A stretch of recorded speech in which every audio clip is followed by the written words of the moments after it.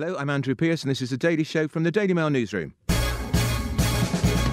Coming up, the dinner party with a difference where the guests actually do the cooking. Bring 'em on in my house, I say. Madonna, she's banning phones from her concert at London Palladium. Sounds sensible to me. Northern Rail, one of the worst performing rail franchises. The government is taking it back into public ownership. Will other franchises follow suit? The ITN race route, Alastair Stewart, is gone after more than 40 years. We're getting your views on that. But first, the BBC announcing more than 400 journalists are losing their jobs as they try to balance the books to save 80 million. I'll be asking, how many fat cat executives earning more than 200,000 lose their jobs?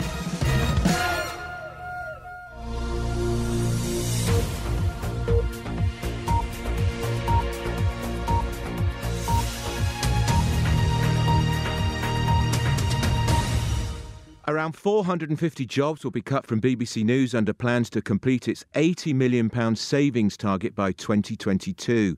Outlets which will be hit by the job closures include BBC Two's flagship Newsnight programme, BBC Radio 5 Live and the World Update programme on the World Service.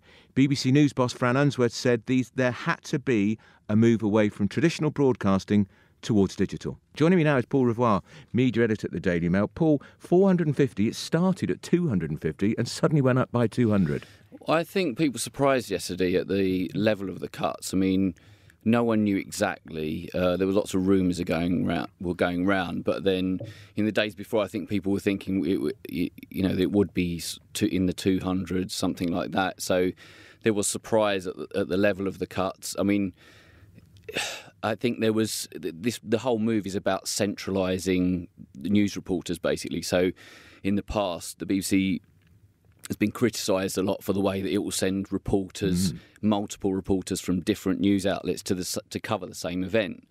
Under this new scheme, you would get one reporter servicing all of the different programmes. Which makes sense. I can remember, Paul, interviewing Mark Thompson when he was Director General of the BBC, and he told me that a BBC reporter who had been kept hostage in the Middle East had been rescued and freed.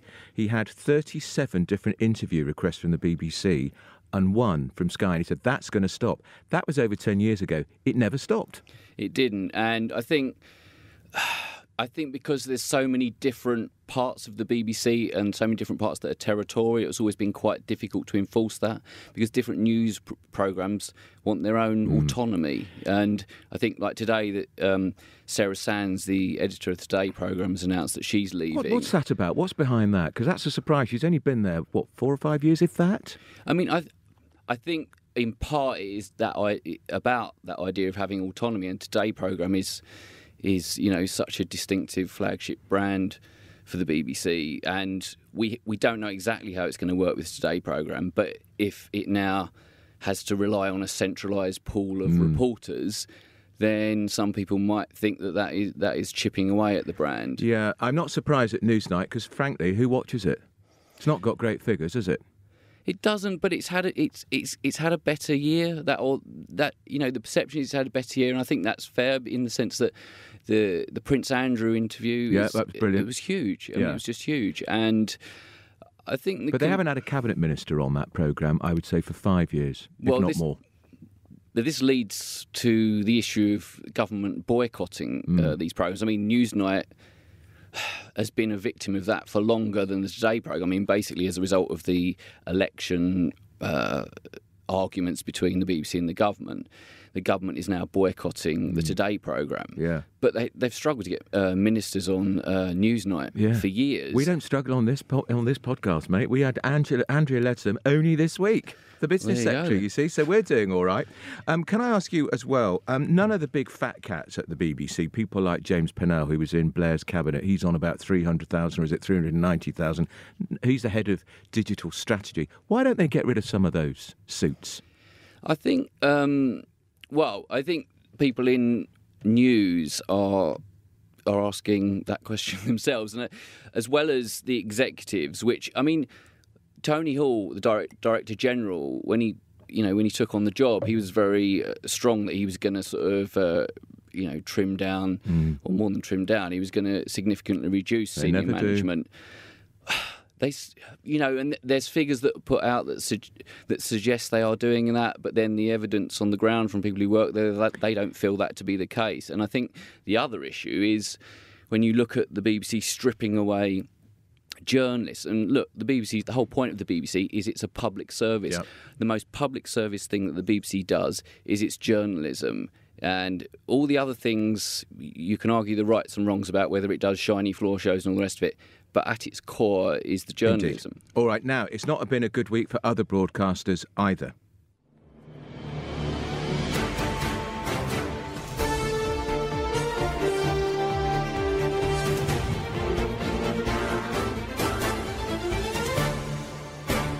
So Alastair Stewart is stepping down, or he has stepped down as an ITV newsreader after a 40-year career, he says, following errors of judgment in social media use.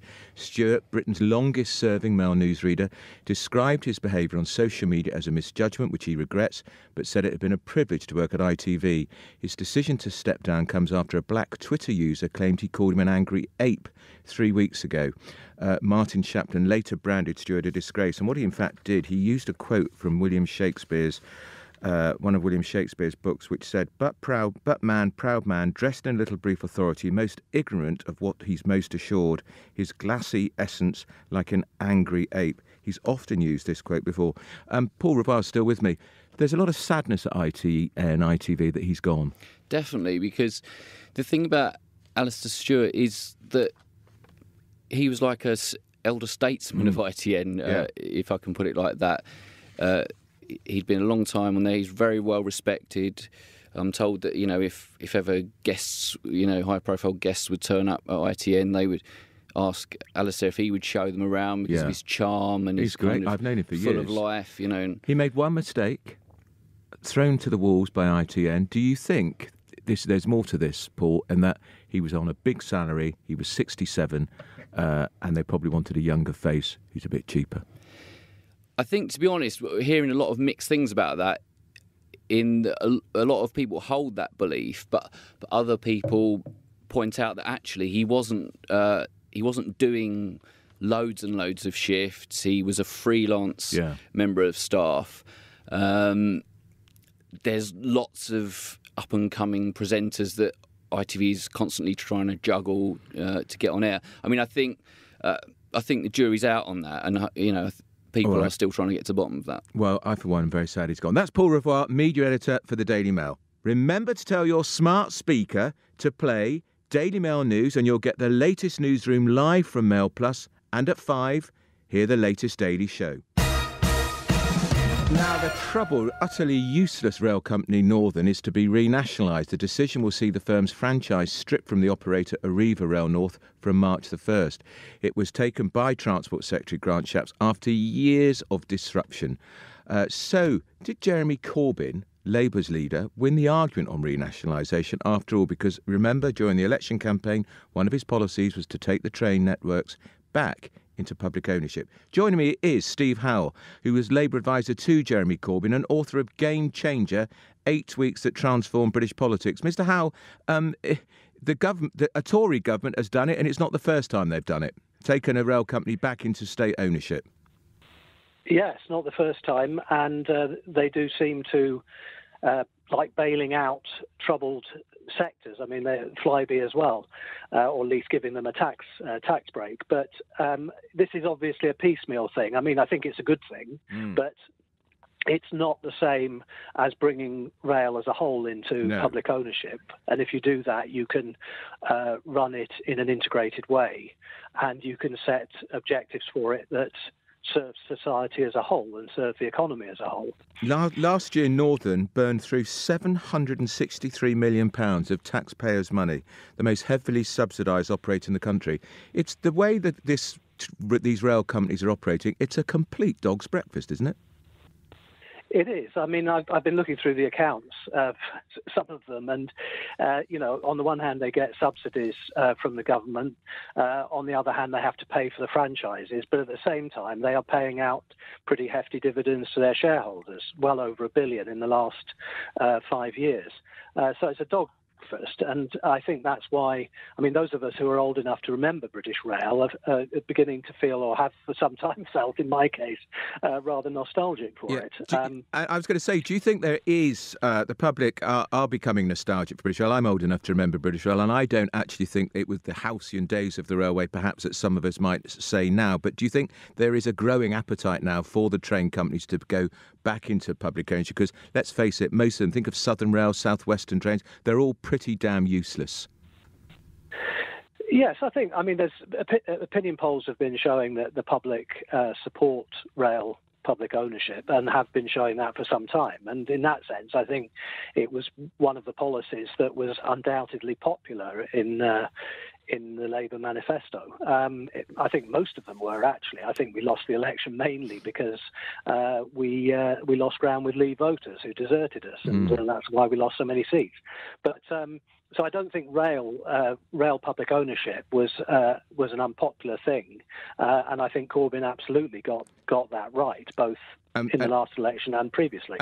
And just finally, Stephen, briefly, do you expect all of the Labour candidates remaining, we've still got 2 months to go, to make public ownership of the railways a policy? You would have heard Rebecca Long-Bailey saying she wants a policy of mass nationalisation, but specifically on the trains. What would you say to that?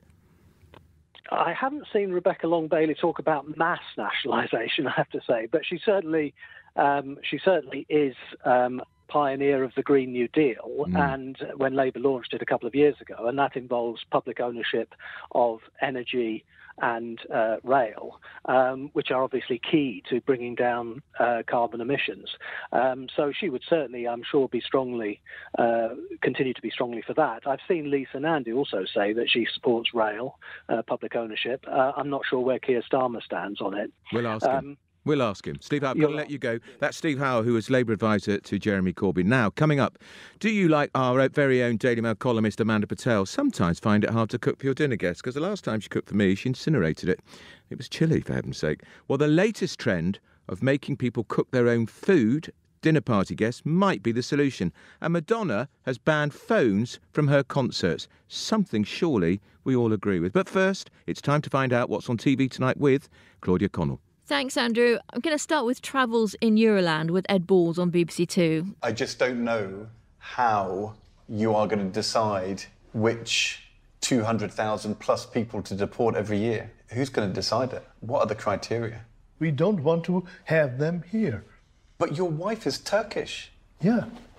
What's the problem? Ed continues his travels, and tonight he's off to Poland, where he meets coal miners who are not fans of the EU at all, and they blame it for the decline in their industry. And then he travels to Germany, visiting regions where the far right is gaining great support. He talks to the locals and he tries to understand why they are moving in the direction that they are. It's quite serious stuff this evening, so he leaves his dancing shoes in his suitcase. Then we've got Inside the Crown on ITV. Tonight's episode looks at the royals' rollercoaster relationship with the media. It starts with the Queen's big tour of the Commonwealth in 1953 and 1954, where a TV crew were invited along. There was a time when the press were expected to only write favourable things about the royals and just to ignore any scandal, and obviously that's not the case anymore. If you just ask Prince Andrew. But it's a great series, and it's definitely worth a watch.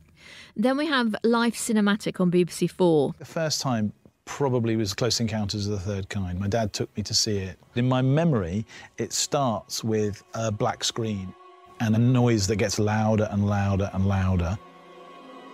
And I remember the hair standing up on the back of my neck. And I think it's important to remind yourself what it feels like to sit in the dark with strangers and totally lose yourself in a world. This is a new series that's presented by Edith Bowman, where film directors are invited to talk about their influences and the first films that they remember seeing as children and the movies that they would count as their favourites. So first up, it's Sam Mendes. He directed 1917, that's currently playing in cinemas, and he named some of his favourite films. I think the danger with these sort of programmes is that everybody ends up making the same predictable choices, you know, Citizen Kane, Taxi Driver. And yes, I mean, those do feature tonight, but Mendes does come up with some surprising choices too.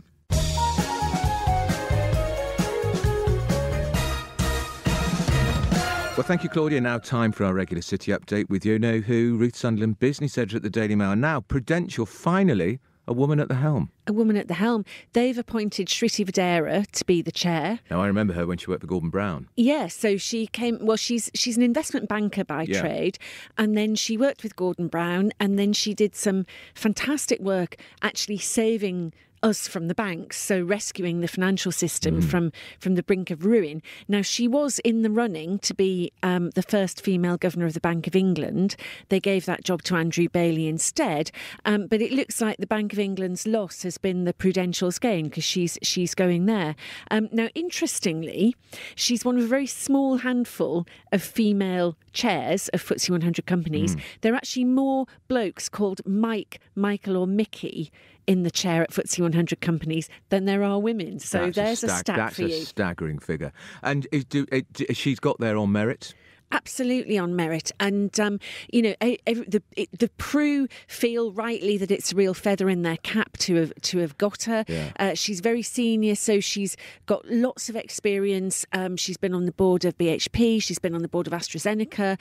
She's currently chair of Santander UK, so she's got lots of international experience as well. And an ethnic woman too. Yes, so she is actually the first ethnic woman to chair a FTSE 100 company. So, yet another sign of perhaps we are, albeit slowly, but advancing a bit. The girls are coming, and you can be certain Ruth Sunderland will get the first interview with the two in the Daily Mail. That's Ruth Sunderland. Deputy Sports Editor Tim Nichols is here with the latest. Now, my favourite tennis player, Roger Federer, is out. Is he just too old now, 38?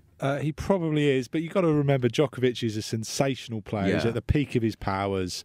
I think Roger did very well to get to the semis, but it could well be the end. I mean, this could be the farewell year for him. Obviously, Wimbledon, he'll get a fantastic reception. He's always hugely popular with British crowds, but it was just a step too far today. Or straight sets as well. Straight sets, yeah. He'd had a sort of tricky tournament, Federer. But like I say, Djokovic, it really is. He doesn't necessarily. He's not perhaps as exciting as Federer or Nadal or even Murray. But the word is boring. Well. Tim.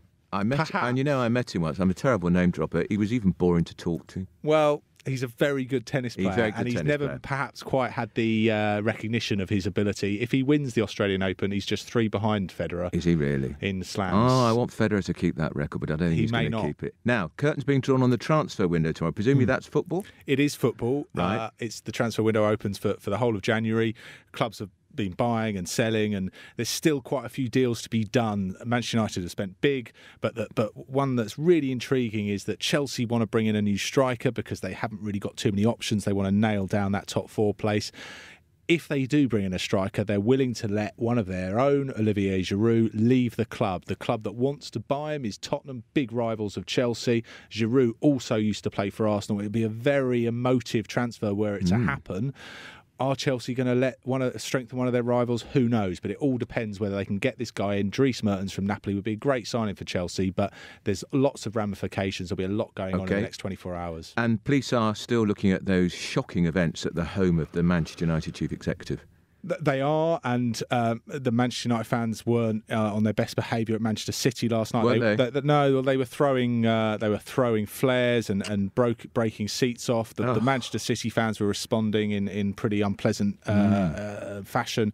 It's becoming a pretty toxic derby, that one. There was trouble earlier in the season at the Etihad Stadium when Manchester United beat Manchester City. There was trouble again last night. It just doesn't reflect well on anyone, and hopefully the authorities are going to find those responsible. Very good. That's Deputy Sports Editor Tim Nichols. Now, gone are the days when hosting a dinner party meant worrying about ironing tablecloths, using the best china, slaving away in the kitchen for hours to create a culinary feast. Thanks to the latest trend, your guests can simply cook the food themselves. It's dubbed social dining. The meal is cooked as everyone is at the table with the aid of a portable, heated gadget in the centre of the table. Now, it started with the return of retro cheese fondue parties. I went to one of those in the 70s. But now there's a feast of tasty options, from melting cheese on a Swiss-style heater, or cooking in a Chinese hot pot, or to searing or grilling meat, fish and veg on a hot lava stone.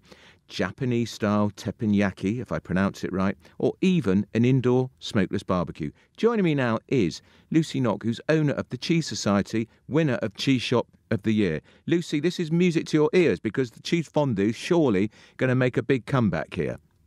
Yeah, Absolutely. Hello. Hi. Yes, we've definitely seen a shift in sales of raclette and cheeses that you make fondue with. Sales have definitely increased in those cheeses, so that sort of shows the popularity of those dishes has increased as well.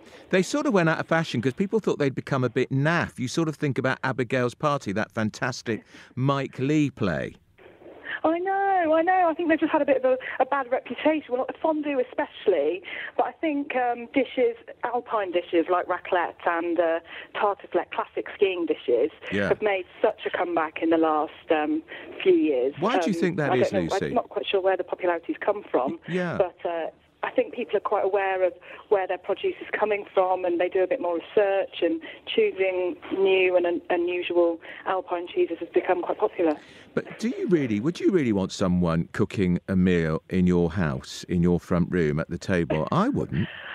I don't even want them in my kitchen. If you phrase it like that.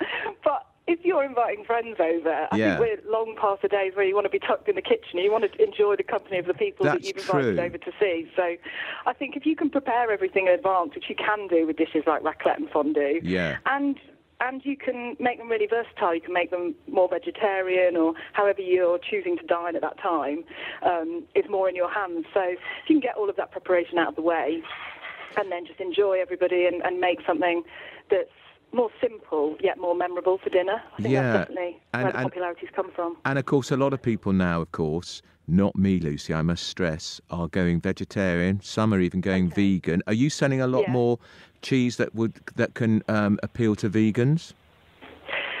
We tend to sort of keep our message quite clear with just selling cheese. Yeah. I think sometimes it's hard to sort of make what you're selling. It can become a little bit confusing if you branch out too much. So I always think it's good to leave vegan cheeses to the people that sell it well. Right.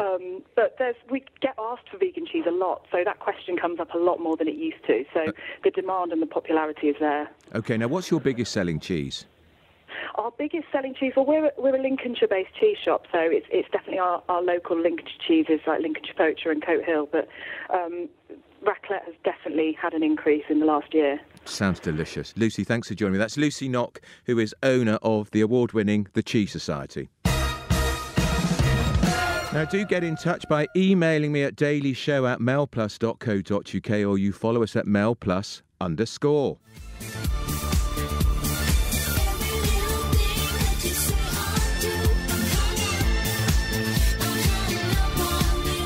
So the Material Girl has belatedly played the first of her UK dates this week, but those planning to video her on their phones are going to be disappointed. She's banned the use of mobile phones and smartwatches at her 14-night London Palladium residency, which is part, of course, of the Madame X World Tour. Instead, concert goers really have to lock away their devices in special cases as they enter.